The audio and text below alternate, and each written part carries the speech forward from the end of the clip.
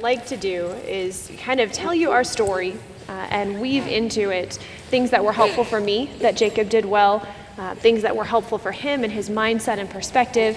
We're going to keep it to about 20 minutes, and then we'd like to open it up for Q&A. And a lot of what we talk about is going to be applicable regardless of whether you're walking alongside a friend, a child, or a significant other. Yes. Better? Ish? There we go. Still better? Yeah. Not. What about now? Better? Not better. Better? How about now? You could just hold it in front of you. I can hold it in front of me if I need to. So. Is that better? Okay, thank you. So we're going to keep it around 20 minutes so that we can have just a good dialogue and discussion. Do be aware that this is being live streamed and recorded, so if you have a specific question about someone you are walking alongside, just be aware that that's going to be out on the internet, and do what you can to protect that survivor's identity. So Jacob and I really had to walk through a lot of this from very early on in our relationship.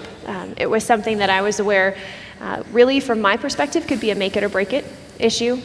There were so many lies I was still hearing in my own head as a survivor that I felt if Jacob was not in a position to be able to walk me through them, I wasn't going to be able to fight myself and someone I was dating at the same time. So very early on, before we even made the decision to begin, she'll be fine. She'll be fine. You're gonna be fine, aren't you? As we were dating, before we even made that decision, we sat down together. We were actually on some swings in the back, in a little park, and I told him, I think you need to know this.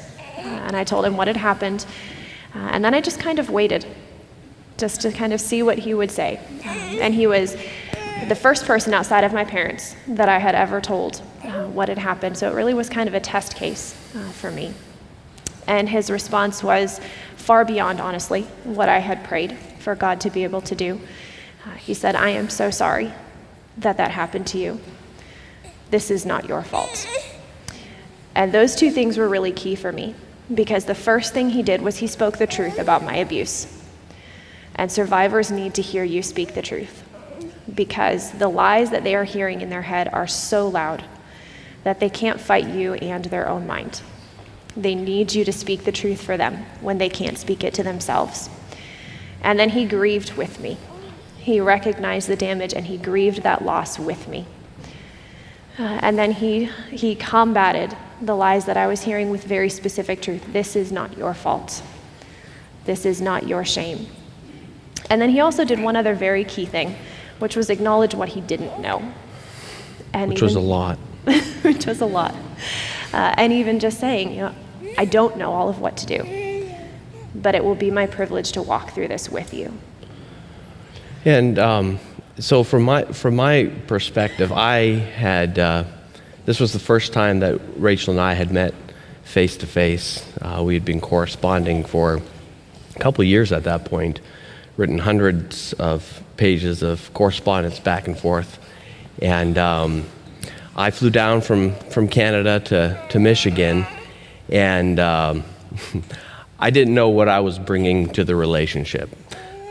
She was in law school. She was extremely intelligent, beautiful, and as we sat out on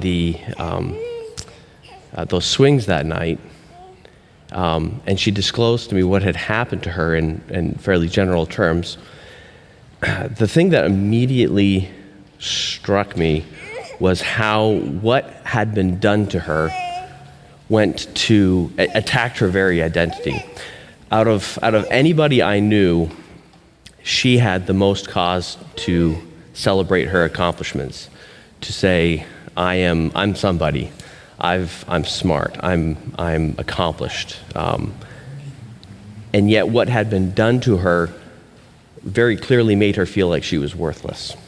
That what had been done to her made her doubt her own self-worth. And at the same time, something that had really, and I've not talked publicly about this before, but prior to our beginning of the dating relationship, I I shared with Rachel and her dad in particular my own struggles with sexual sin, pornography in particular, as a teenager. I was a sinner. I had in the area of sexual conduct, I had sinned.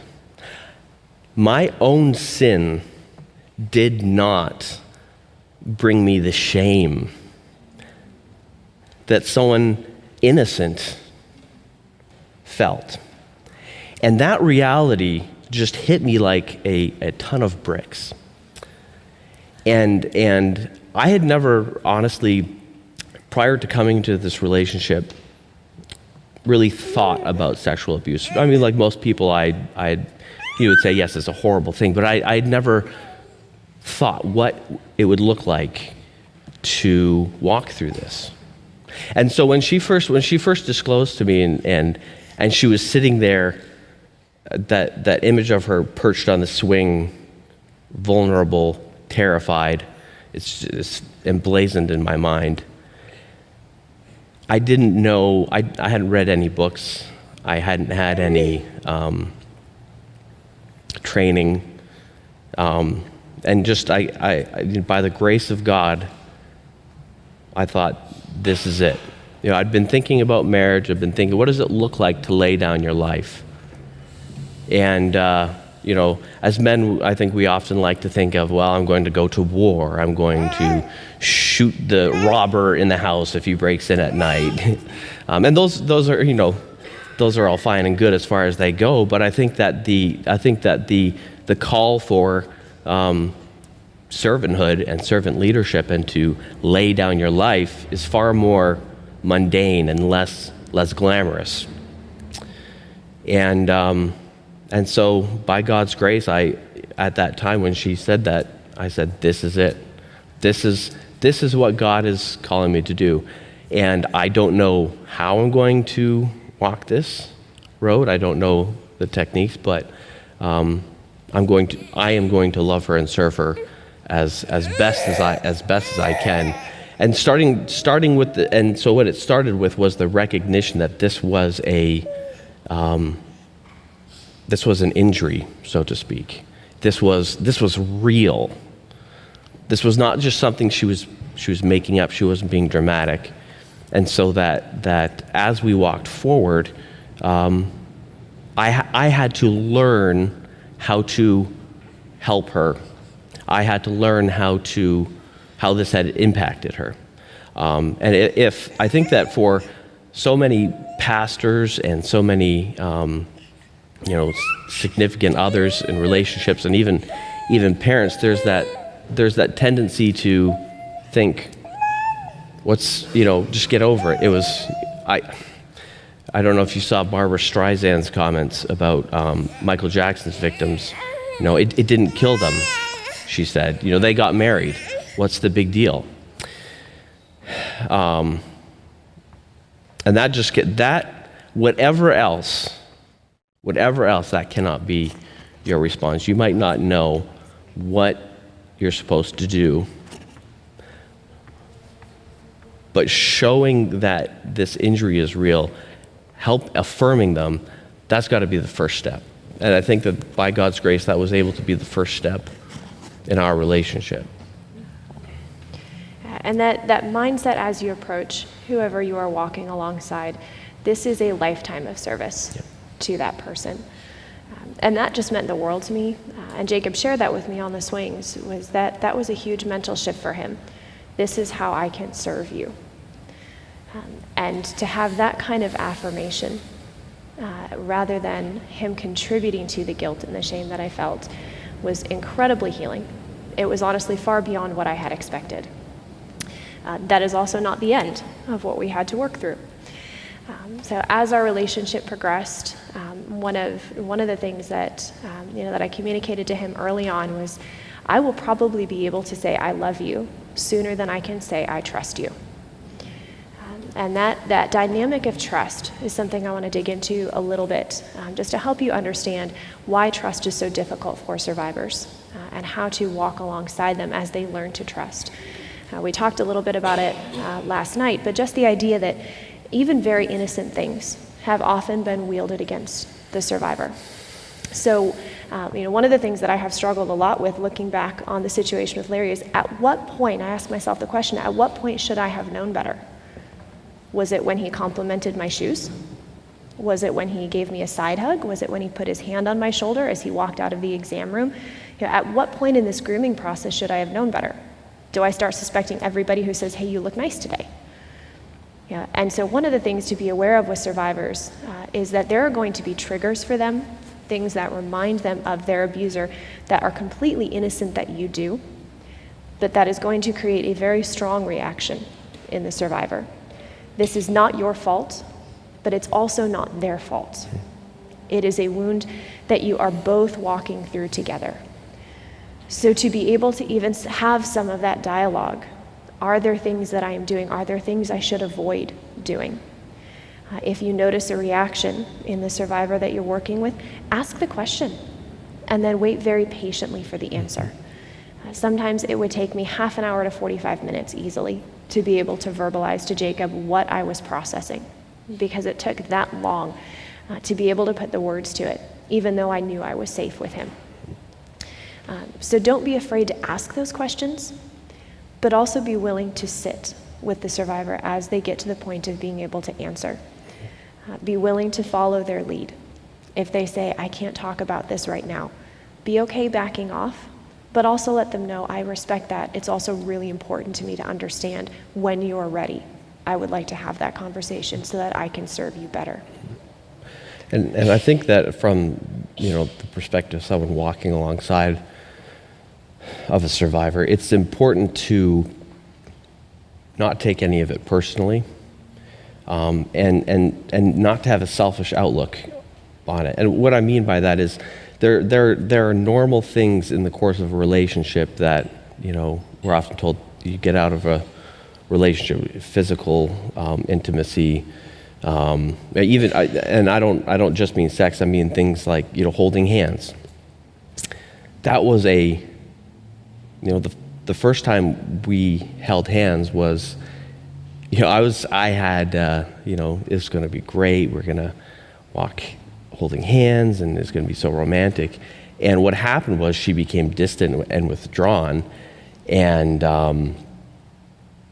it was scary for me. I'd not even seen that kind of a response where she just completely withdrew, had a 1,000-yard stare. And you can have, when things like that happen, you can have one of two responses. You can, man, this is so unfair to me. I should be able to expect these normal things. Or the other response is to patiently work through these things. And the question is, are you in this relationship for yourself, or we believe that it's a husband and a wife that's an exclusive relationship. Are you in this relationship with this person, or are you just looking for someone to fulfill your own felt emotional needs, your own felt sexual needs? And I think that that's something that, and that, obviously I'm going to be speaking from the perspective of a man, but it goes, there are wives whose husbands have walked through this as well. And if you are going to be that person, if you are married to someone or dating someone who has walked down this road, your perspective has to be, this is an area where I'm going to be able to serve this person. And I don't want to give the impression that it's all horrible and difficult, because one of the things that I think we have experienced in our own relationship is that we have had extraordinary stresses, extraordinary things that not everybody has to walk through. But I think that the flip side of that is that our relationship is strong in ways that many people might not experience. And so there is even in the darkness and the difficulties, there's God's grace even works through that to bring you a sweetness. And so going into it, realizing that your relationship might look different than what you see what you think you see in your friends' relationships. Definitely what you see on television and in the media, and a million times different than what is portrayed in pornography and in our pornographic culture, where our intimacy is about fulfilling biological urges, where it's about fulfilling your needs. And I think that from a Christian perspective, it's about growing together with one person. Not just their body, not just using them to fulfill a need, but to grow closer to them. And so if at some point they are physically unable to meet a need that you have or a desire that you have, you are going to be faced with a choice. Are you going to react selfishly? Are you going to go elsewhere and sin in taking refuge in having an affair or cheating, or are you going to use this as a opportunity to really lay down your life for that person? And so that's really the mindset that you have to have going into this.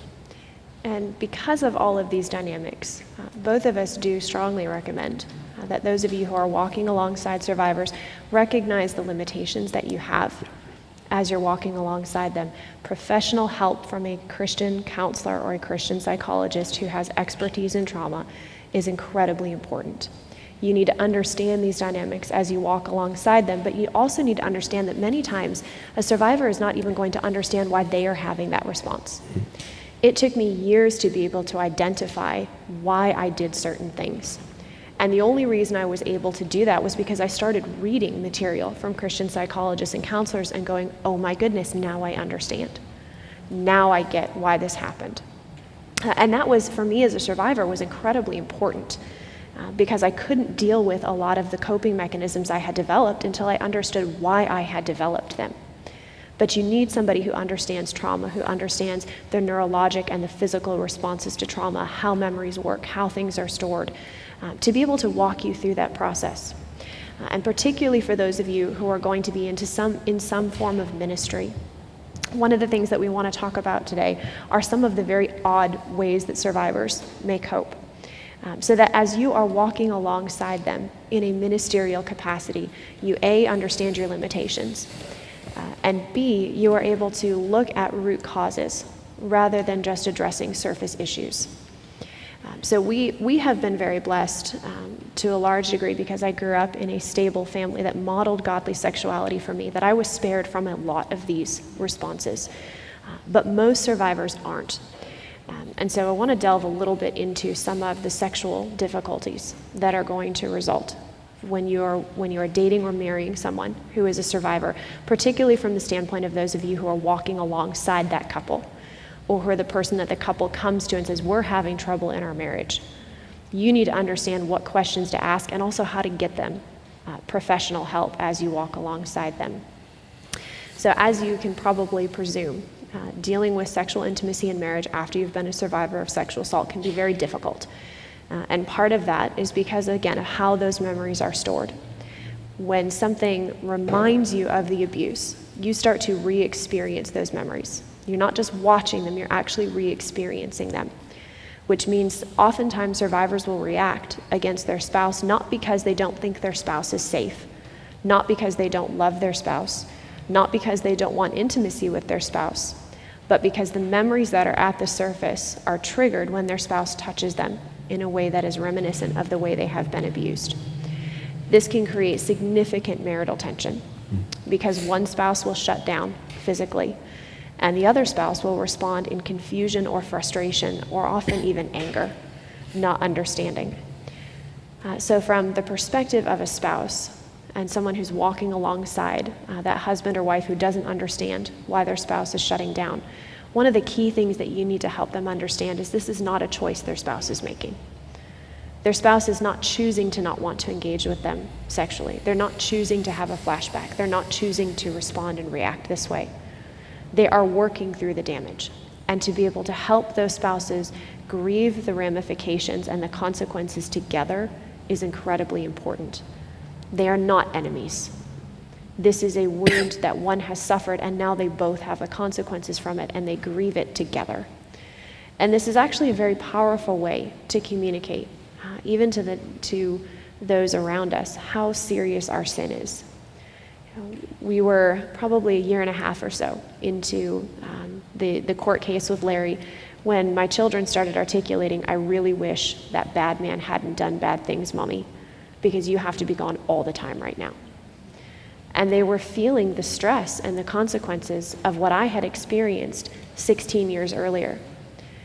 And that was an opportunity for me to grieve with them and to say, you're right, I don't like this either. This is really sad, isn't it? This is what sin does. Sin harms everything, and everyone pays the price. And this is why we run as far from sin as we can, because it affects everybody.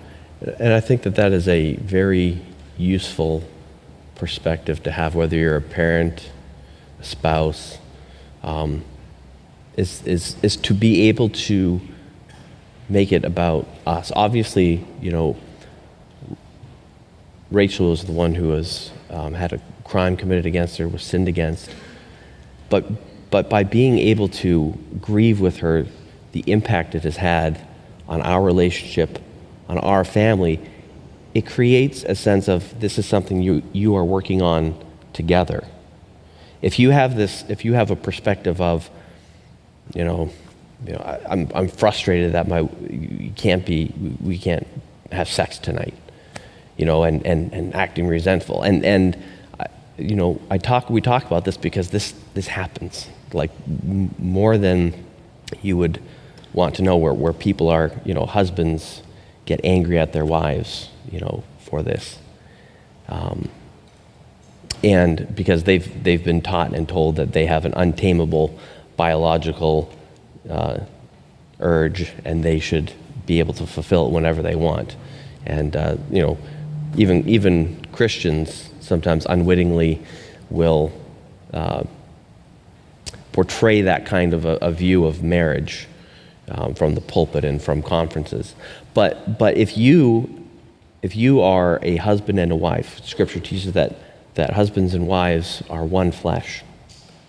This is not just something that was done and affects your spouse, but now, as one flesh, this is something that impacts both of you.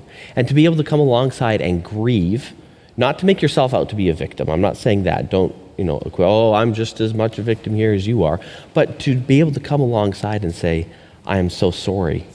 I don't like what happened to you. I don't like how this has affected our marriage. We are a team. We're going to work on this together. That makes a world of difference.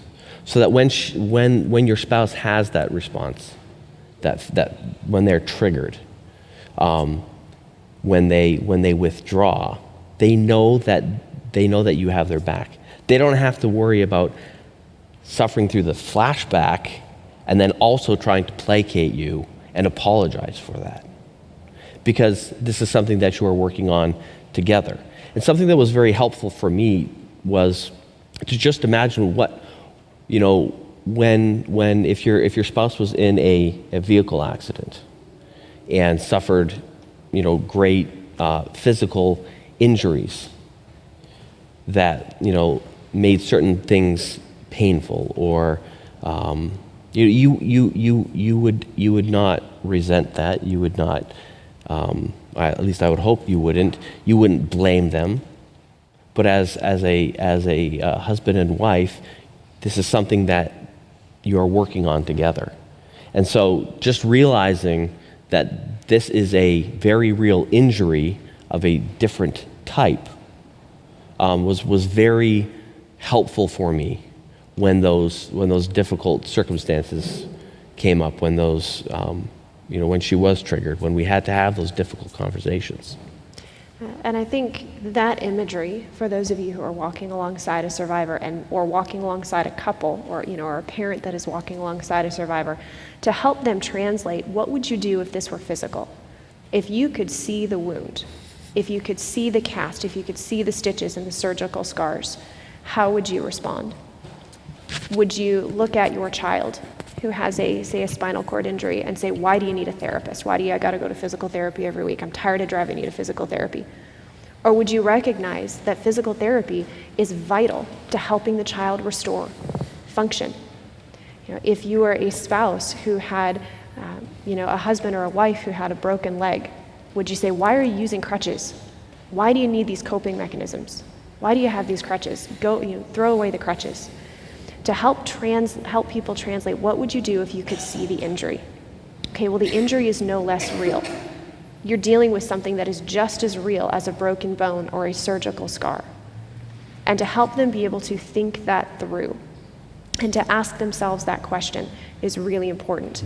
And I do think what Jacob hit on with our view of sexuality, particularly for those of you who are walking alongside a spouse couple or a couple who's dating, moving towards marriage, how you teach sexuality, how you teach particularly the husband's sex drive is going to be very important for that couple as they move forward.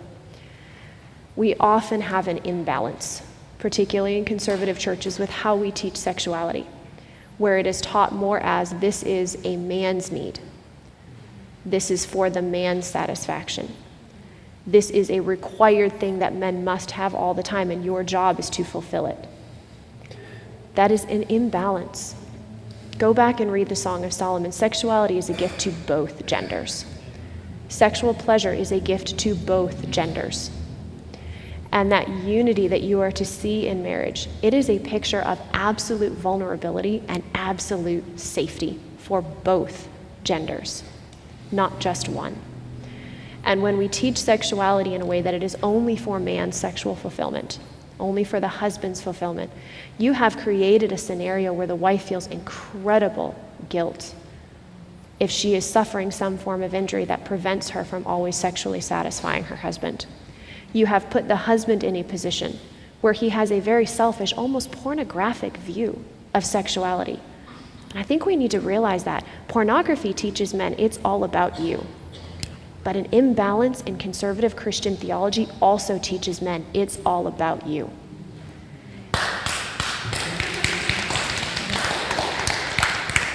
And when our view of sexuality is inadvertently mirroring a pornographic view of sexuality, we have a problem.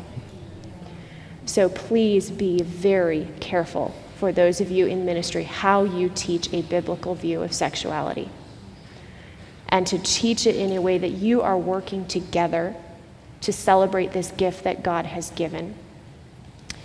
And some of the things that you will likely encounter if you are counseling a couple or walking alongside a couple who has suffered sexual abuse, you will often see responses that seem almost counterintuitive or almost in opposition to each other.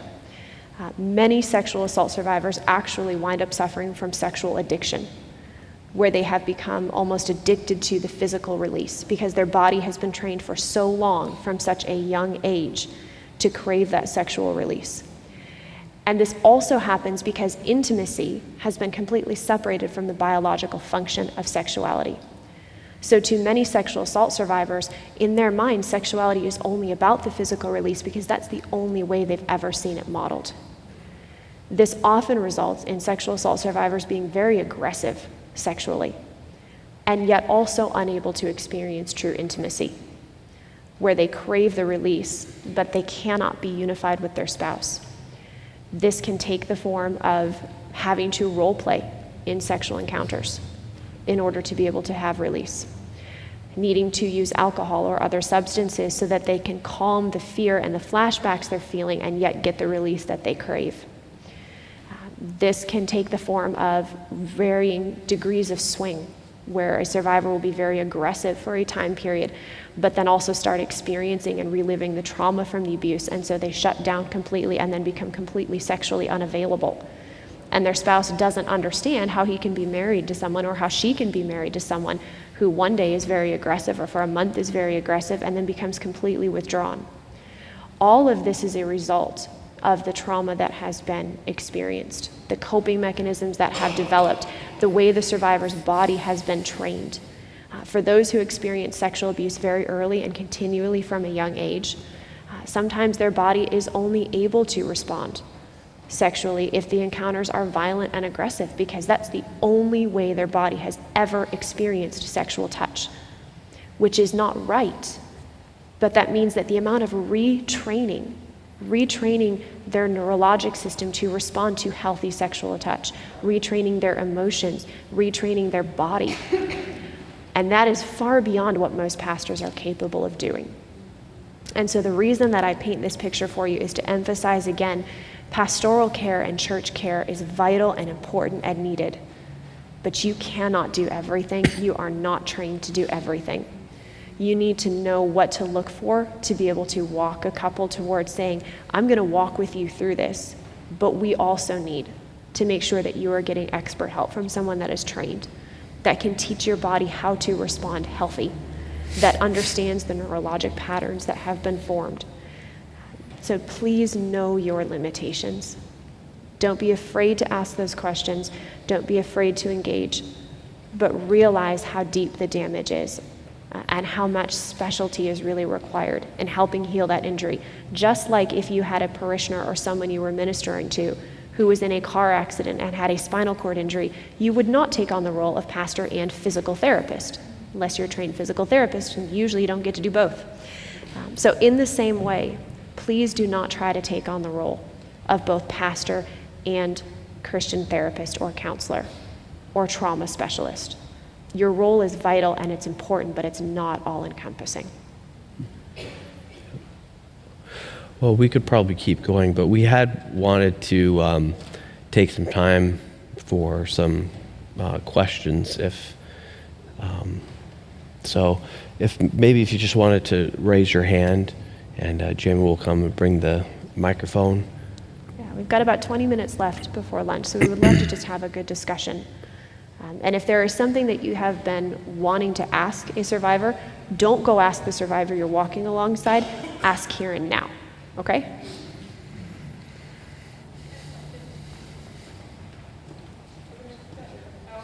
Start here just because it's closer, but I'll make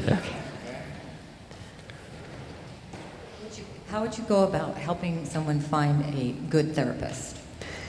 That is a question I am still looking for a good answer to. I think you need someone who is licensed. Someone who is licensed would be my very first stop. Yeah, a licensed counselor or a licensed psychologist. Sometimes both. Specifically, I have a person I know who has had counseling that has been counterproductive. How do you find a counselor who's more specialized in the sexual issues? There are a couple websites you can go to. There are a couple different Christian counseling coalitions where you can search for a counselor to at least get an idea of who's in your area. There is a Christian psychologist named Diane Langberg. She has counseling services through her website, and she has some places that she can recommend also. So I would start there. Just look in your area who's licensed. And I would ask that question of, do you need just a counselor, or do you need a counselor and a psychologist? Because if this person has experienced significant trauma, you really might need both. But to look at who's licensed in your area, and then from that point on, to start asking those questions of what advanced training do you have in trauma? What is your background and your experience? To have an idea of what kinds of trauma you are looking at. Much of the time, survivors haven't experienced just sexual abuse. Many times they've come from homes that have also experienced domestic abuse. There's substance abuse. So to look for a counselor who has significant experience in the forms of abuse that they have been through, significant training in those areas, and also ideally a decent amount of time having counseled in those areas, having worked with survivors from that standpoint. I would be asking questions as much as possible if this person is a Christian, as to some of how they would integrate the truths of Scripture into their counseling, and kind of looking at some of that theology, because I do think the gospel is our ultimate hope, and to be able to find a counselor who understands trauma but also understands where the ultimate hope is found can be very helpful. That being said, there are a lot of secular, quote-unquote secular methodologies that are in line with scriptural principles. With this specific person, you would not be able to be a Christian at this point. Okay, fair enough. Because of the bad Christian counseling. Yep. They are not open to that. So Yep, and I understand that. I know many, many, many people who have been through biblical counseling methodologies. I have yet to find one who has walked away less damaged than they went in. And that's really painful to say. So one particular therapy that I have several friends that have had a lot of help from is EMDR, and that helps retrain the neurologic responses. So to look for a therapist that does EMDR or those types of therapies in addition to talk therapy is really helpful. Yeah.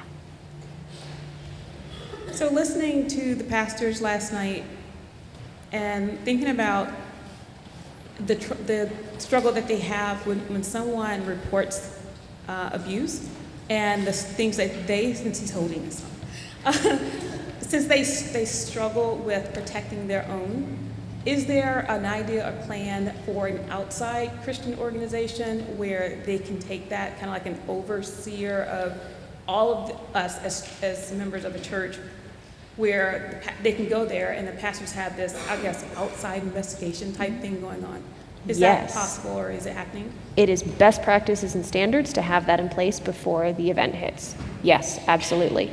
Your first stop obviously should be law enforcement, but particularly when you have something that's old or there's concern that there's been cover-up in the church, having an outside authority come in to do an investigation, to look for problems, is best practices. I recommend it hands down every time.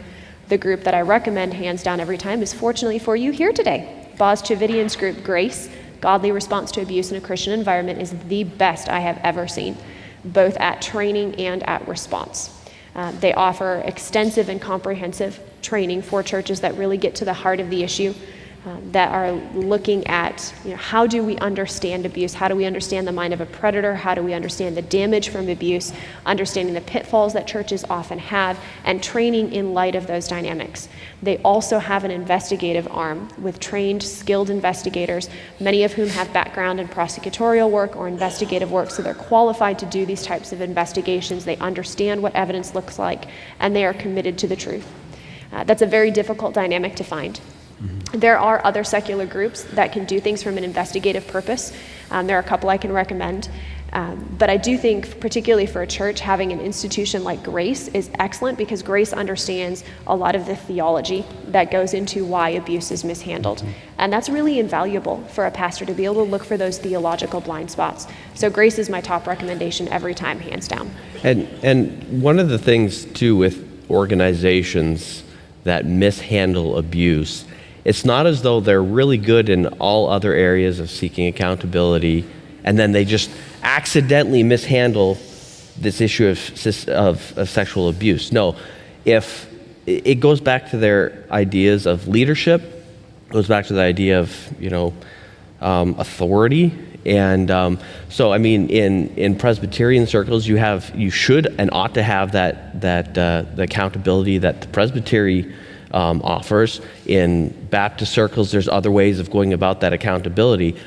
But if there is an organization with leaders who, in other areas, financial, personal, are avoiding accountability, run, because you do not want to be on the, you don't want to wait until something really bad happens. So no structure, no organization is going to be able to overcome predatory leaders who view their flocks as enabling them to have a platform, as giving them a career. And I think that one of the things that I have really seen as we've been kind of immersed into this question is that there are a lot of leaders who they don't know how precisely to act.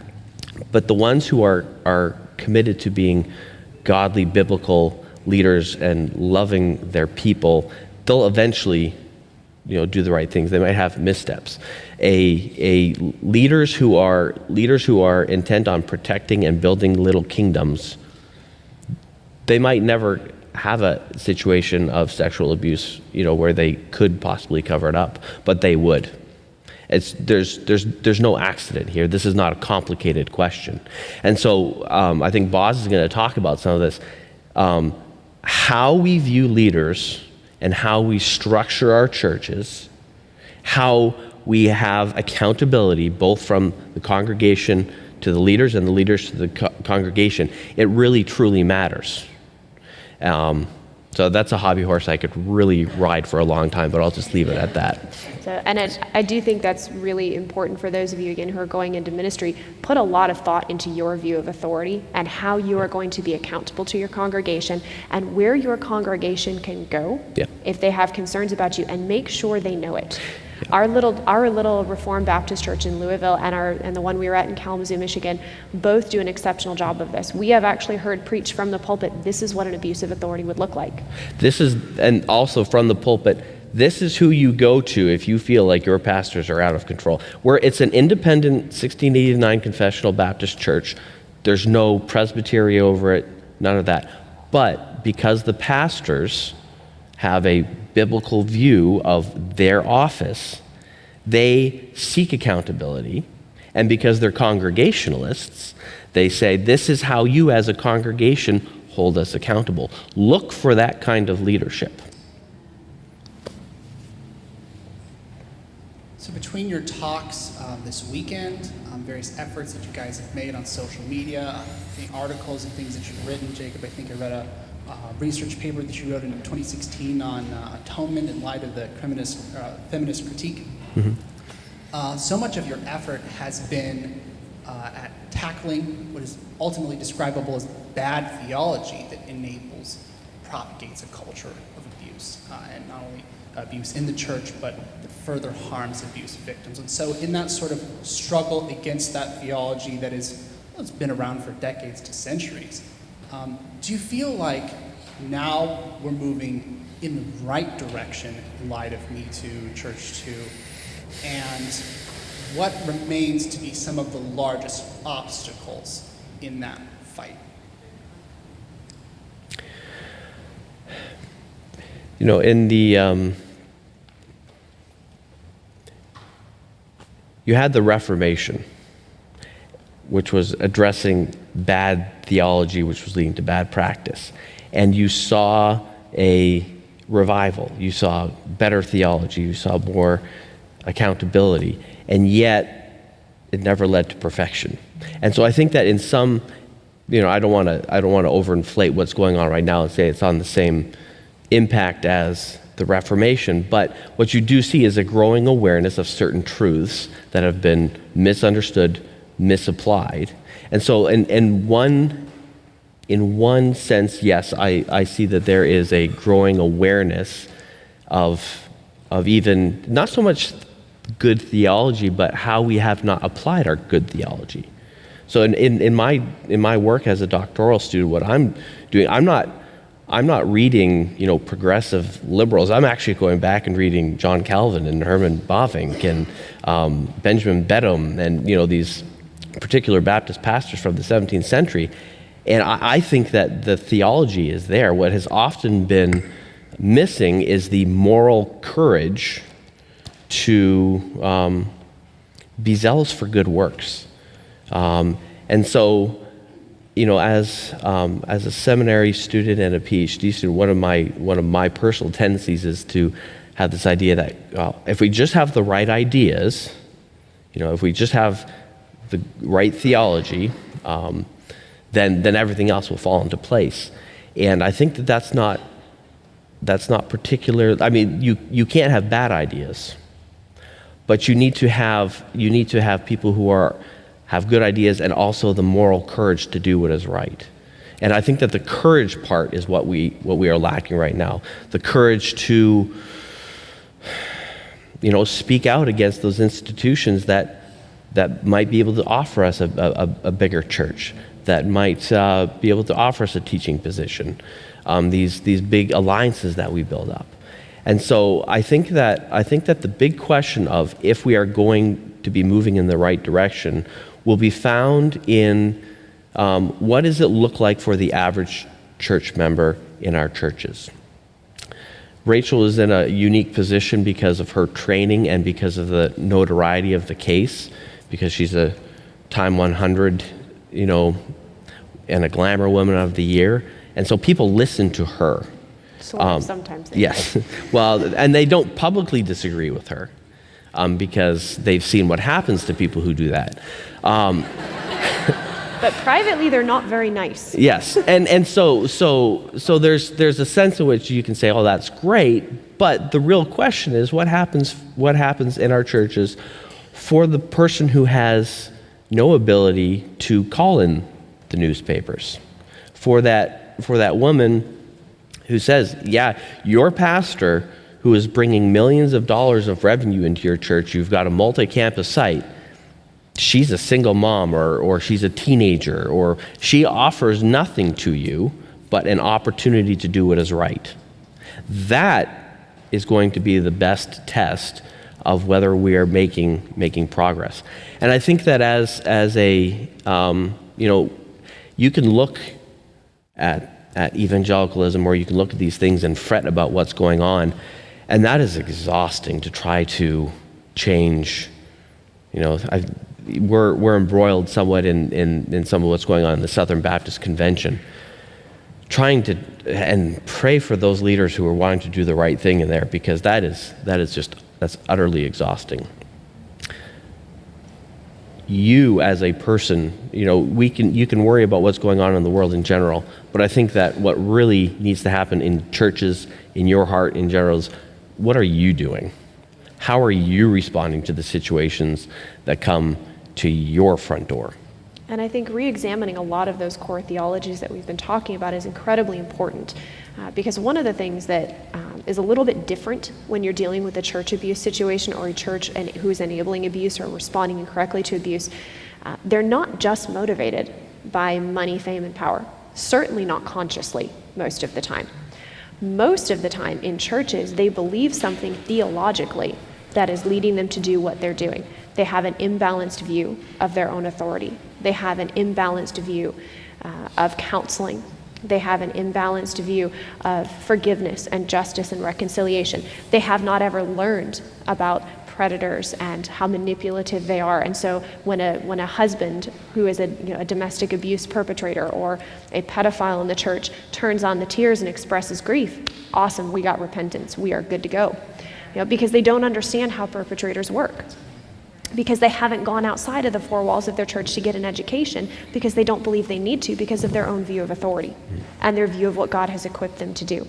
Because of those imbalances, when a church does something, much of the time they are doing it because they really believe this is the right thing to do. They are doing what God has asked them to do.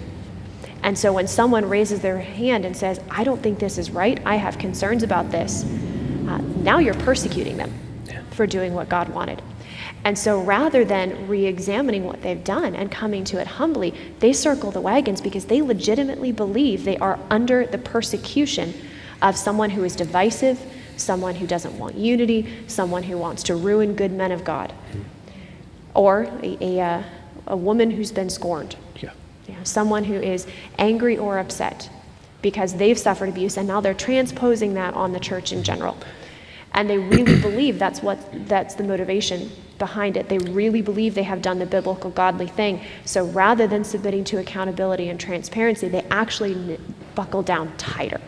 Yeah, and that's one of the things, you raised church to and me to. I've heard, especially I've heard from some say, well, why are we, we're only talking about this because of the world.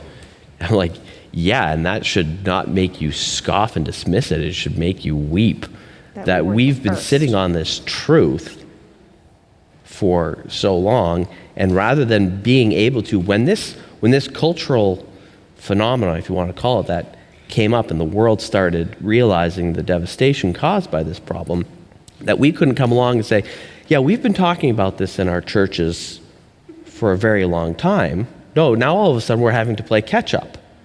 And then we're mad that we're having to play catch up, and we're blaming the fact that we have to play catch up on the world and going, well, this is just a secular movement. Should have been a church movement a long time ago. Hey, maybe have time for one more quick question.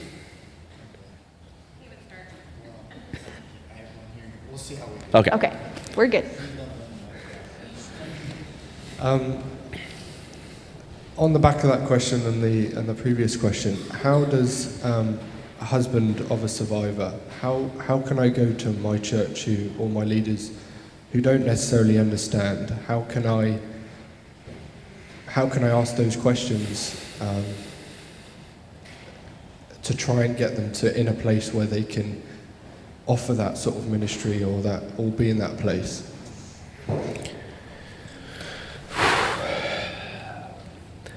That's a really hard place to be in, and I empathize because we've been there.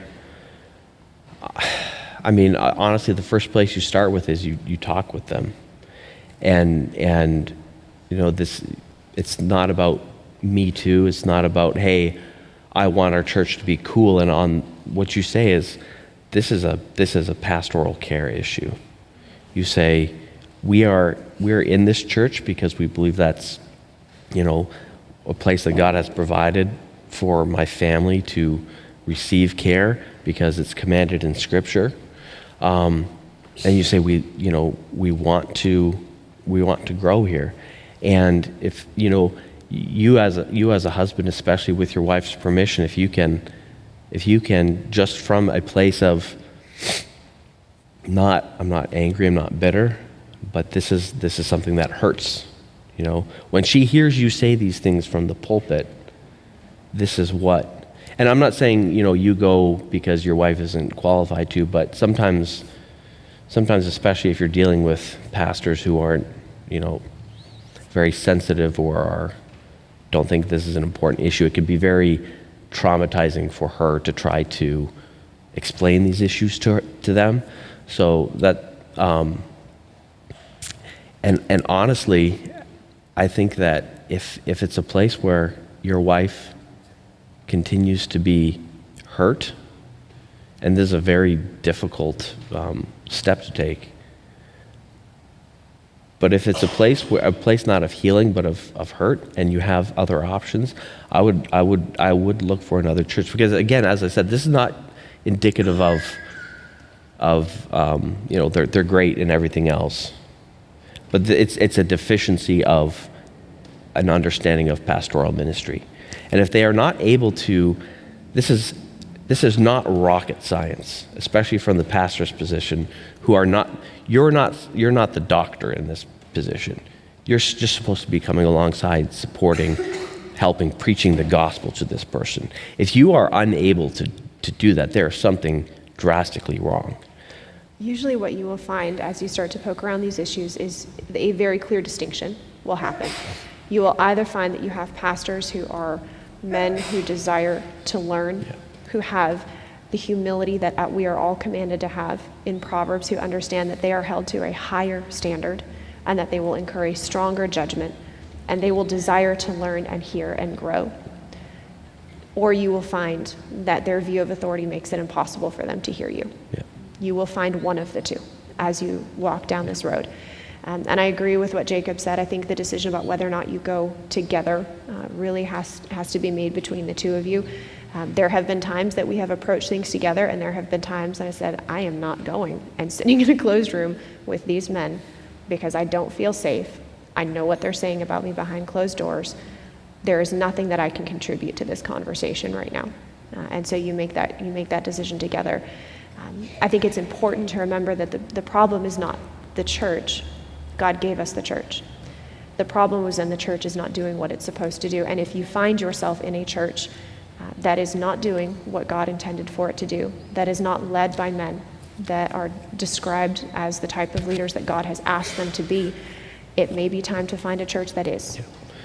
Yeah. And I want to really reiterate the point, because you will be shamed. Oh, you're just mad at us because we're not on this Me Too bandwagon. And that's if it were just a singular blind spot, if it were just they're perfect in all other areas, but this is just an area they have difficulty, that would be one thing. But if they are unable to, after you come to them and express what's going on in your life, if they are unable and unwilling to because of they think it's a political plot against them, or because they think you're a liberal, or these things, that is not a place where they understand their role. And especially, and I struggled with this, it is not your job, and especially if you've got your wife that you are helping work through these issues, it's not your job to fix the church at the expense of your family. So you can leave, and you don't have to hate that church. You can pray that they will grow, but you don't have to be the one to help them grow. And you don't have, and that goes with family members. That goes with friends and coworkers. Your first responsibility as a husband is to love your wife. And if you're not able to do that in a certain locale, it might be God telling you to move on. So. And I think the motivation that we have really determines a lot. Have we left this church because we're angry and we're bitter and we hate the structure that God has given us? Or do we love the church and we desire to see it grow, but we recognize that this is not a place that is safe for us? Your motivation should always be love. But I do think that there are times that we overemphasize or misapply concepts of unity and concepts of, well, nobody's perfect. You're right, nobody is perfect. There will be churches, and we've been in churches, all of our churches, we don't agree with absolutely everything they do.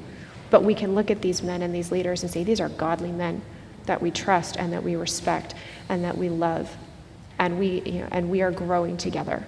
That is a very different situation than saying this is not meeting the biblical purposes of a church, this is not matching the biblical description of a leader. And I think as you push into these issues, that distinction will become clear. And I would caution you not to wait too long. Go ahead. One more.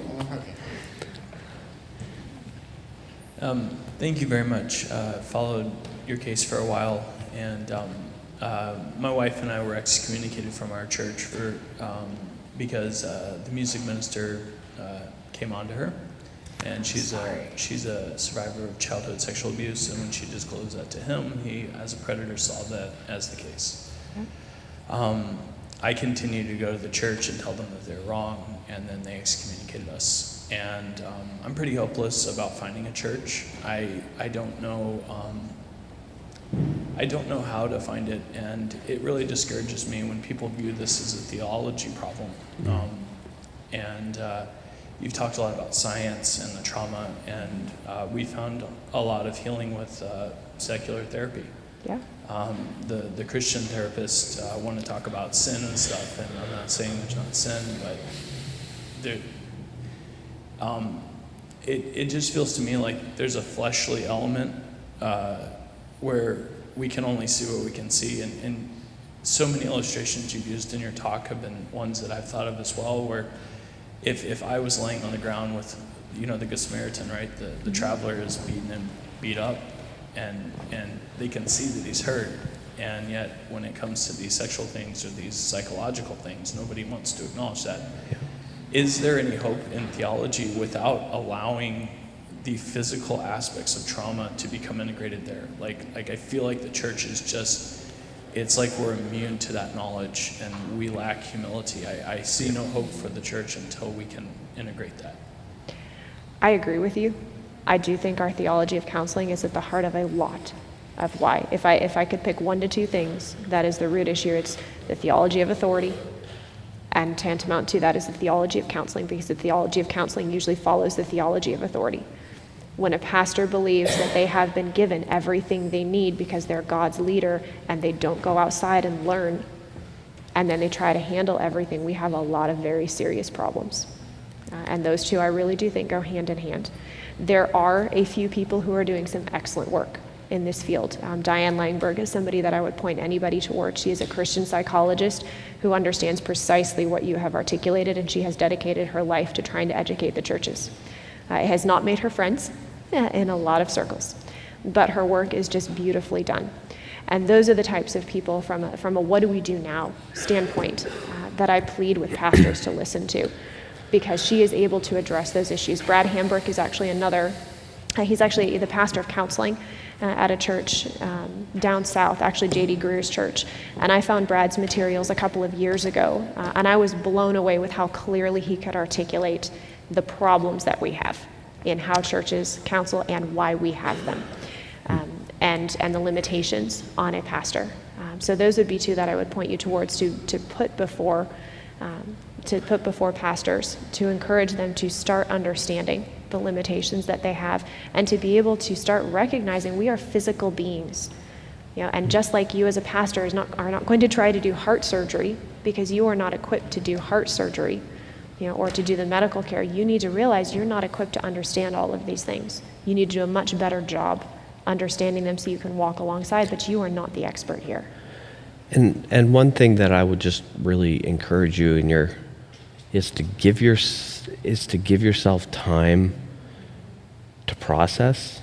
I think there's a lot of, I'm trying to think how to explain this, but there's a sense in which we treat the Christian life as static, which you go to your church, you get saved, you go to church, and that's the extent of it. But God brings different seasons into our lives, and what you have experienced was a deep level of betrayal.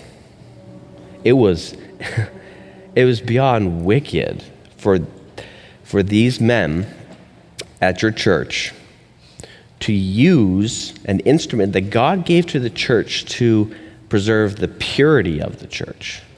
They used that as a weapon to keep the evil in the camp and push a hurting sheep of God outside of the pen. That is wicked. And so what you have. And so, I think that if you're, and I hear, you're saying, are we going to find a church like that again? Or are we going, I don't want to go to church.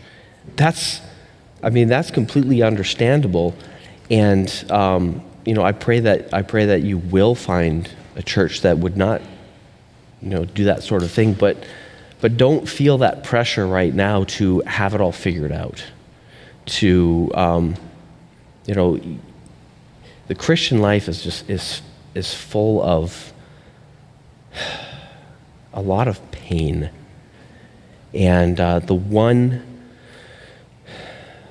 one constant that we have is not the under shepherds who attack us, but it's our great shepherd.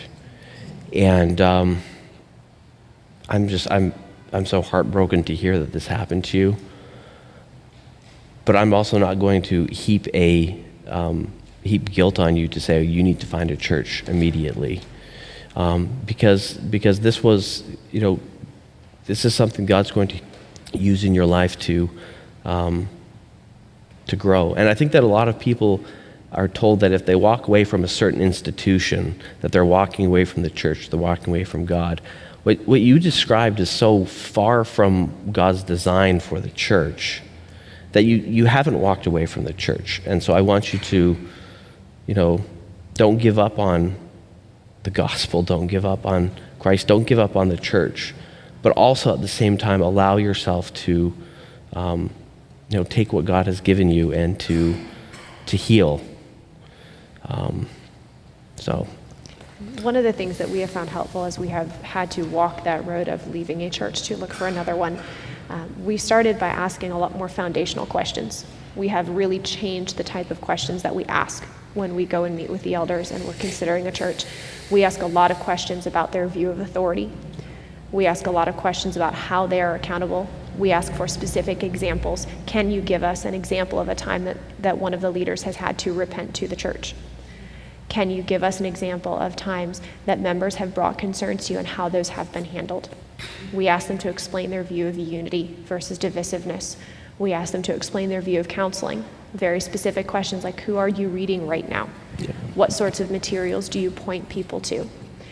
And we look at a lot more of the foundational issues to see how they navigate in those questions, because what they do or don't articulate in an open-ended question on foundational issues is going to give you a lot better direction than asking just specific questions or issue-based questions. Yeah. And if you can't have a meeting to ask those questions, I think that's an indication that's probably not a good church. So, and I have, I think that one of the problems with our view of church is that it is the pastors are CEOs, and you can have that down to even a small fundamentalist Baptist church with 20 members, that mindset that he's the guy at top, he calls the shots, and you're just there along for the ride to get the product that he's selling. Pastors ought to be shepherds. They ought to know their sheep. If you're not known by your pastors, I mean, it can be a big church, it can be a small church. But if there's not someone that you can talk to, who you can ask these questions, who is able to, with honesty and forthrightness, say, these are the people I'm accountable to. These are the times I have had to repent. I mean, when we went to our church, our pastor that evening, he repented from the pulpit of an unkind thing that he had said to someone in private. So it was just a breath of fresh air. He did not take himself so seriously that he thought, this will diminish my reputation. What was more important to him was that the church knew that he loved them, that he knew that he loved this person that it could have been interpreted he had said an unkind thing to. So we hear so often of bad pastors and bad churches. There are good pastors out there. There are good churches out there. So for those of you going into ministry, know your flock. I think one of the struggles that we have seen with this corporate mindset is a lot of times ministry substitutes for pastoral care. I need help. Okay, are you in a care group? Are you going to Sunday school? Are you doing the women's Bible study? No. You know your flock. So in both churches in Kalamazoo and Louisville that were independent RBC churches, we asked that question of how do you know your flock? How do you take care of your sheep? And the answer that we got from both of them, completely independent churches, was really interesting because they were doing almost the exact same thing. The first thing one of our pastors said to us, the church in Louisville, was he said, I am aware that I stand before God and I give an account for my flock. So when I stand before God and he asks me, how is so-and-so in your church doing? And I can tell him my favorite sports team and a couple cute anecdotes, but I can't say where they're at spiritually. I have failed because I am the pastor and that is my job. And that was, it wasn't, well, I go ask their care group leader. Yeah, I loved that. They have a lot of very specific things in place where they have an actual list of people in the church, and they meet with those families regularly to check up on how they are doing pastorally, where their families are at, where they are struggling. For families that are going through difficult situations, they actually meet together as elders every week and say, who's going to touch base with this family? Who's going to make sure that this family's needs are taken care of? Who's doing the meal train? Who's doing this? And they are cognizantly thinking through, what kind of care does our church need?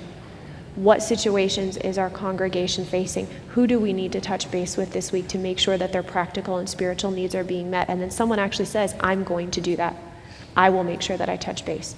So we would have a pastor during the time period that we were going through in both of our churches who, they would send us an email and say, can we send you guys a meal this week? Is there anything coming up in your court case that we need to be aware of that we can put on our prayer chain for the prayer meeting this Wednesday? They were intentional about shepherding us.